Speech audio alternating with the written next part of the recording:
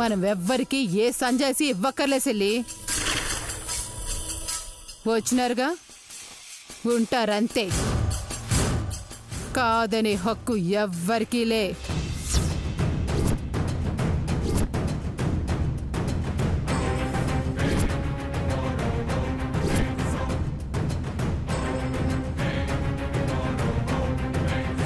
అరే, ఎవరు ఏం మాట్లాడరేంటి? బ్రాహ్మణీదేవి గారు, అసలు మీ ఉద్దేశం ఏంటో చెప్పండి. ఇంకా టైం ఉంది. నా కొడుకు కోడల్ని రానివ్వండి.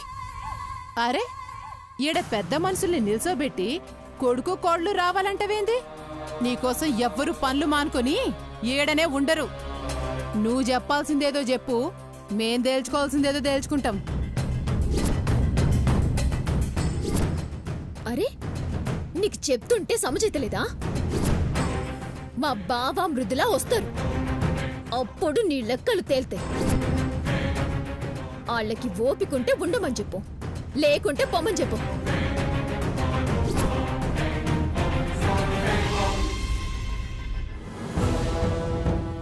అగో, బావ మృదుల వచ్చిండ్రు.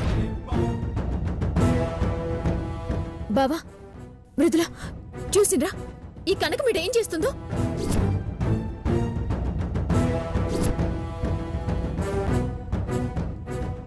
పంచాయతీకి పెద్ద మనుషుల్ని తెచ్చింది. సమాజంలో విలువ కావాలంట.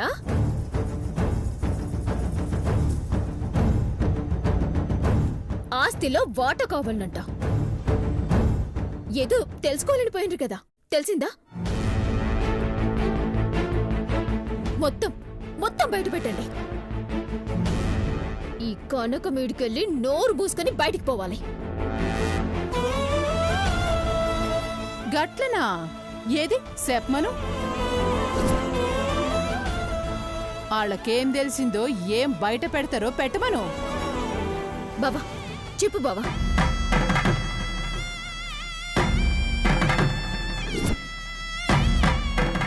మస్తు ఎంక్వైరీ చేయనీకి పోయిండ్రంట కదా, ఏం తెలిసింది? పెద్ద మనుషులంతా ఈడే ఉన్నారు, చెప్పండి.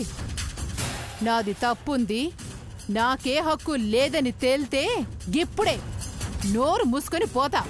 చెప్పండి.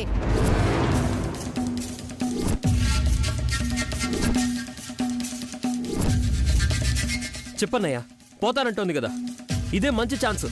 చెప్పన్నయ్యా. లేదు గౌరవ్, ప్రయత్నించాం కానీ ఏ ఆధారం దొరకలేదు.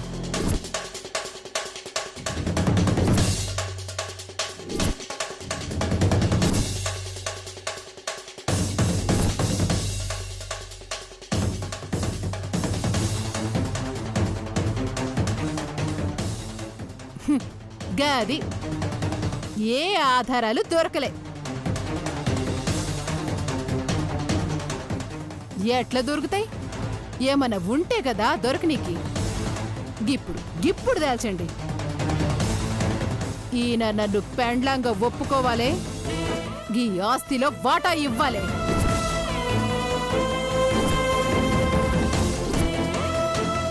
ఆపుతావా? దొరకనంత మాత్రాన ఏమీ లేనట్టు కాదు. నువ్వు అమాయకురాలు అయినట్టు కాదు కనకం. ఉన్న తక్కువ టైంలో మాకు తెలుసుకునే అవకాశం దొరకలేదు, అంతే.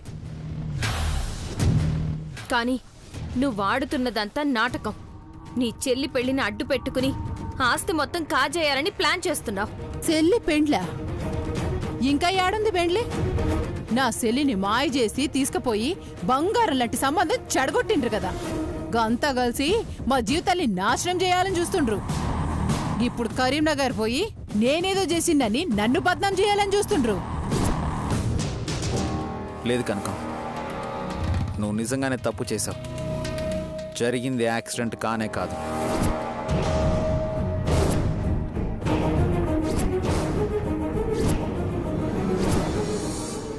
యాక్సిడెంట్ కానే కాదు. ఆ కారులో నువ్వు ఉన్నావు కదా, నీకు చిన్న గీత కూడా పడలేదు. కానీ కారు వెనక సీట్లో ఉన్న మళ్ళీ అమ్మా నాన్న చనిపోయారు.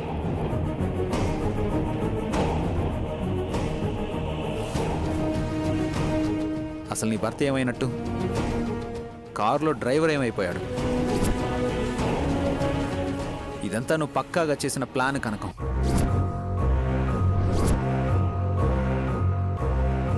ఇదంతా నువ్వు ప్లాన్ చేసిన యాక్సిడెంట్. మా నాన్నని ట్రాప్ చేయడం కోసం మా నాన్న కారుకి యాక్సిడెంట్ అయ్యేలా చేసి సరిగ్గా యాక్సిడెంట్ అవడానికి ముందు మళ్ళీ అమ్మా నాన్నల్ని కారులో వదిలేసి మీరు కారులో నుంచి దిగిపోయారు.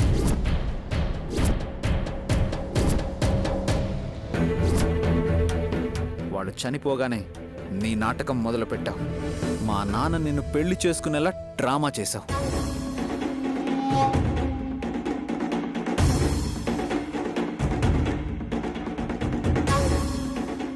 ఆ డ్రైవర్ని కలవడానికి వెళ్ళాను. దొరికినట్టే దొరికి మిస్ అయిపోయాడు. వాడు గనక దొరుకుంటే నువ్వు ఇంతసేపు ఇక్కడ నుంచునే అవకాశం కూడా ఉండేది కాదు నీకు. మీ కథలు అయిపోయినాయా లేక ఇంకా ఏమైనా మిగులున్నాయా?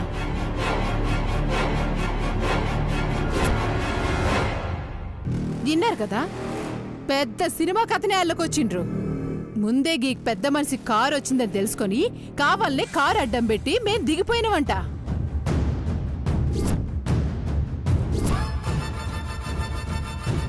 విన్నావా సెల్లి? మీ అమ్మ నాయన్ని నేను యాక్సిడెంట్ చేయించిందంట. నమ్ముతావా నువ్వు?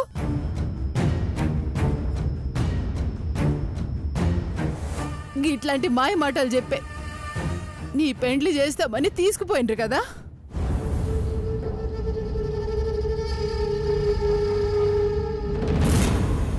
ఇది సంగతి. ఈడ పరిస్థితి ఏందో మీకు సంజైతాంది కదా. నాకు అన్యాయం చేయనీకి ఎన్ని దారులుండాయో అన్ని చూస్తుండ్రు. మీరేం చేస్తారో చేయండి.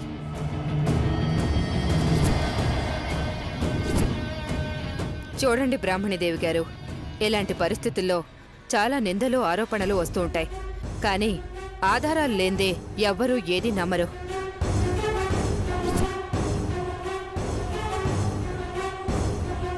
మీరు చెప్పాలనుకున్నది చెప్పండి. మీ భర్త ఈవిడ్ని పెళ్లి చేసుకున్నారు, అది మీరు నమ్ముతున్నారు కదా. మరి ఈవిడికి న్యాయం జరగాలి కదా. దాని గురించి ఏం ఆలోచిస్తున్నారో చెప్పండి.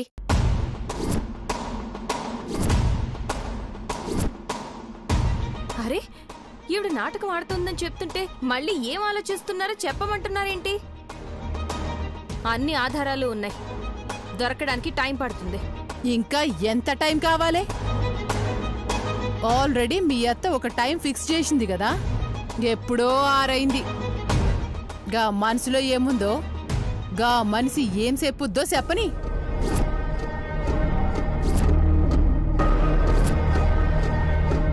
చూస్తావేంది చెప్పు. నువ్వు కూడా ఏళ్ల లెక్క ఏ సంబంధమో లేదు పో అని చెప్తావా? నీ మెళ్ళో ఎట్లా తాళిగట్టిండో నా మెళ్ళో కూడా గట్లనే తాళిగట్టిండు. తాళి ఇలువ తెలిసిన ఆడదానివే కదా, గందుకే మొగుడెక్కడ చేయి జారిపోతాడో అని అల్లాడిపోతుండావు కదా. మరి నీ లెక్క నేను ఆడదాన్నే కదా, గా బాధ నాకుండదా?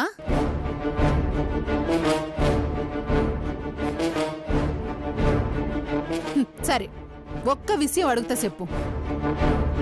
నా సోట్లో నువ్వుండి నీ సోట్ల నేనుండి నీకే హక్కు లేదు పో అంటే గా తాళిబొట్టును తీసి గమ్మున పోతావా?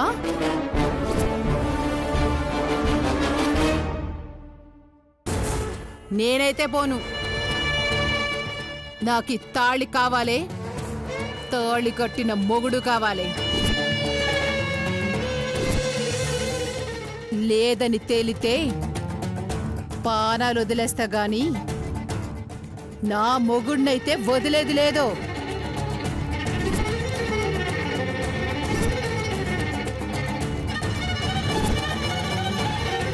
చెప్పు, గీ తాళికి కూడా విలువిచ్చి నాకు కూడా న్యాయం చేయాలని చూస్తావా లేక నీ నట్టింట్లో ఉరేసుకుని జావమంటావా?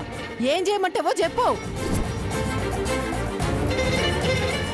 ఇప్పటిదాకా బెదిరించడం అయిపోయింది, ఇప్పుడు బ్లాక్మెయిల్ చేయడం మొదలు పెట్టావా? ఏయ్, బ్లాక్మెయిల్ ఏంది? నా మొగుడు లేకుండా నేనెట్లా బతుకుతా అనుకుంటుండో?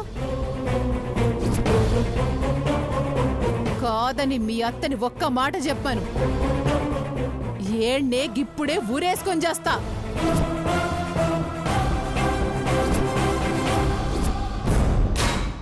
ఏం బ్రాహ్మణీదేవి మాట్లాడవేంది?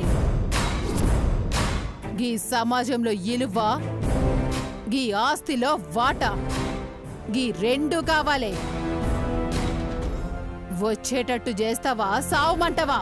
అందరినీ చంపుతావు గాని నువ్వేడు చేస్తావే అత్త.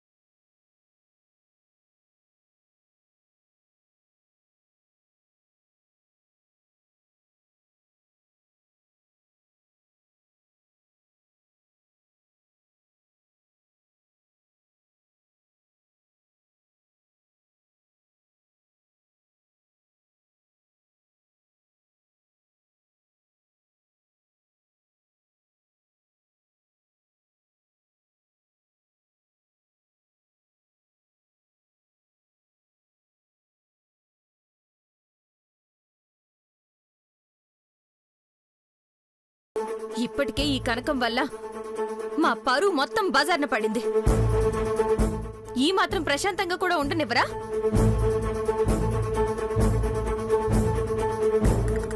అయినా ఎవరు ముందు మీకు కంప్లైంట్ ఇస్తే వాళ్ళ తరపునే మాట్లాడతారా? మిగతా వాళ్ళు ఏమైపోయినా మీకు అవసరం లేదా? అయినా మాకు ఆధారాలు దొరుకుతాయి. ఏదైనా మేము లీగల్ గా తేల్చుకుంటామని చెప్తున్నాం కదా, మధ్యలో మీరెందుకు కలగ చేసుకుంటున్నారు? దయచేసి ఇక్కడి నుంచి వెళ్ళిపోండి. మృదుల,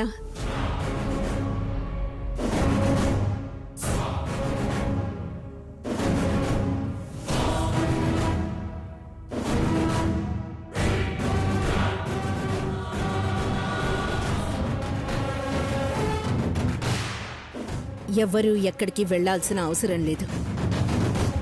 నేనే నిర్ణయం తీసుకుంటాను. అత్తయ్య, పెద్దమ్మ, మానసి, ఎవ్వరూ రావద్దు. అత్తయ్య, అత్తయ్య, ఎక్కడికత్తయ్య? ఏం నిర్ణయం తీసుకోబోతున్నారు? తప్పుకో మృదుల, అది తప్పుకో. అమ్మా అమ్మా అమ్మా ప్లీజ్. మధు, ఈ కనకం నాటకాలు ఆడుతుంది. అమ్మా నువ్వు ఎమోషనల్గా ఏ డెసిషన్ తీసుకోవద్దు. అమ్మా మధు ప్లీజ్, తప్పుకోమని చెప్తున్నాను కదా. నాతో పాటు ఎవ్వరూ రావద్దు. అత్తయ్య, అమ్మా అత్తయ్య, అమ్మా అమ్మా ప్లీజ్.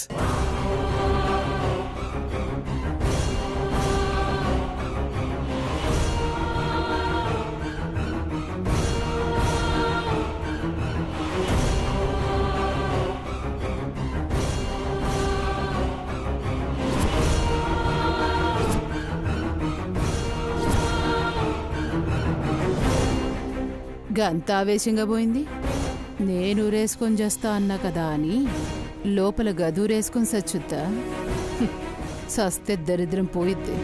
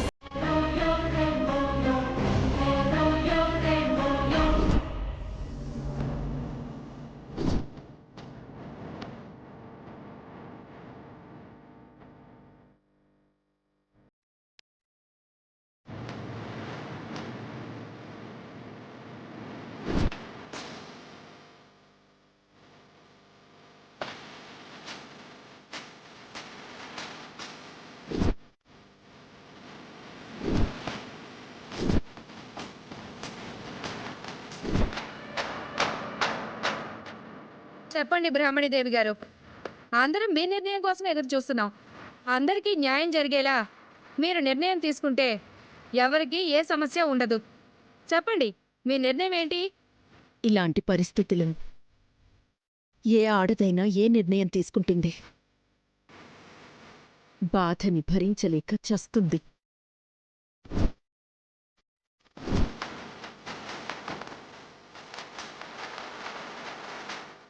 లేదంటే బతికినంతకాలం చస్తూ బతుకుతుంది. రెండు ఒక్కటే.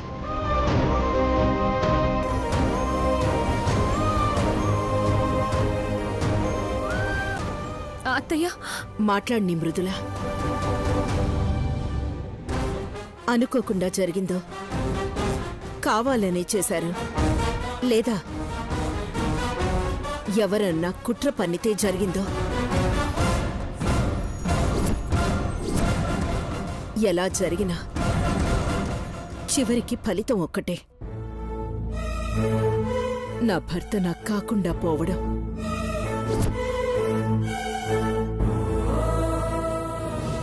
నాకు తెలుసు ఆయన మీద నాకే అన్ని హక్కులు ఉన్నాయి. నా అనుమతి లేనిదే ఆయన జీవితంలో ఇంకెవ్వరికీ చోటుండదు.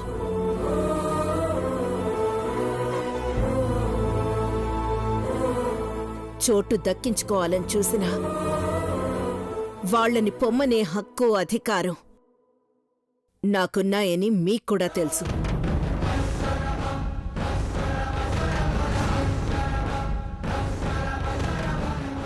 మీరు చెప్పేది నిజమే కావచ్చు. మీ అనుమతి లేనిదే మీ భర్త ఇంకొకరిని పెళ్లి చేసుకోకూడదు. మీరు కాదంటే ఇద్దరు దోషులుగా నిలబడతారు. అదే మీ నిర్ణయం అయితే చెప్పండి. అదే నా నిర్ణయం అయితే నేనెందుకింత మౌనంగా ఉంటాను? ఈ కనకానికి నా ఇంటికొచ్చి ఇంత గొడవ చేసే అవకాశం నేనెందుకిస్తాను?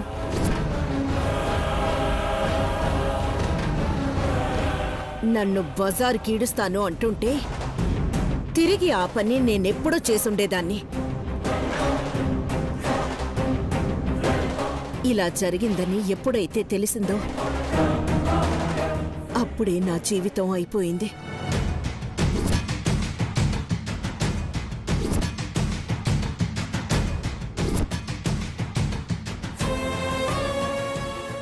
నా గురించి నేను ఆలోచించుకోవడం అప్పుడే మానేశాను.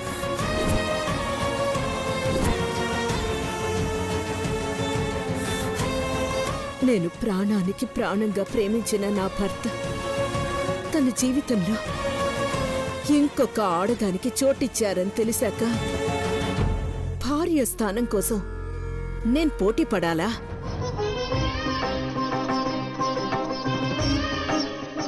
ఆయన తప్పు చేశారు అని అందరి ముందు రుజువు చేసి ఆయన పరువు తీయాలా? బ్రాహ్మణి, మాట్లాడద్దు. ఎవ్వరూ ఏమీ మాట్లాడద్దు.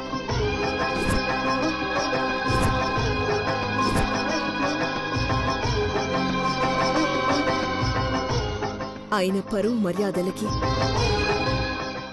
ఎలాంటి భంగమో కలగనివ్వనని ప్రమాణం చేసి మరీ ఆయన జీవితంలోకి అడుగు పెట్టాను.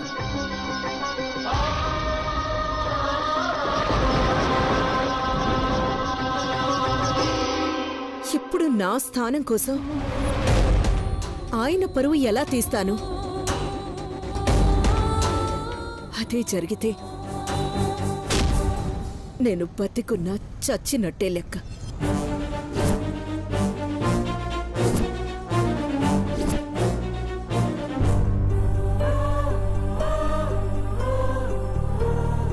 అత్తయ్య,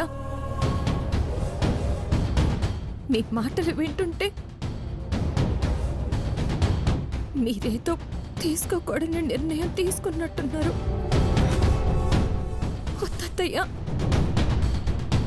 ఆవేశంలో ఎలాంటి నిర్ణయానికి రావద్దు. లేదు మృదుల,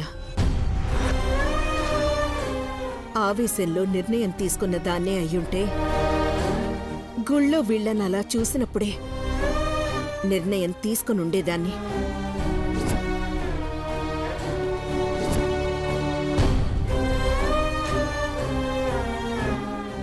ఆవేశంలో కాదు, చాలా చాలా ఆలోచించి ఈ నిర్ణయానికి వచ్చాను.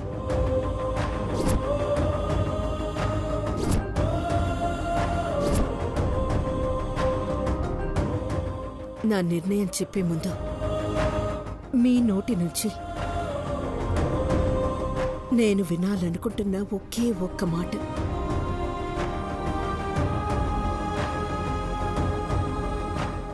మీరావిడ మెళ్ళ తాళి కట్టారా? బ్రాహ్మణి, అడిగిన దానికి సమాధానం చెప్పండి చాలు. తాళి కట్టారా లేదా?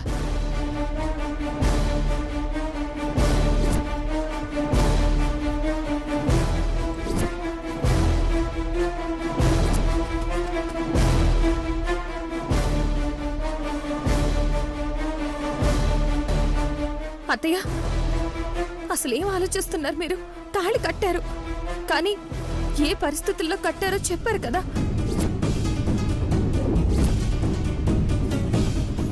ఎవరో ఆడుతున్న నాటకానికి మన జీవితాలు బలి కాకూడదు అత్తయ్య. దయచేసి ఆవేశపడద్దు.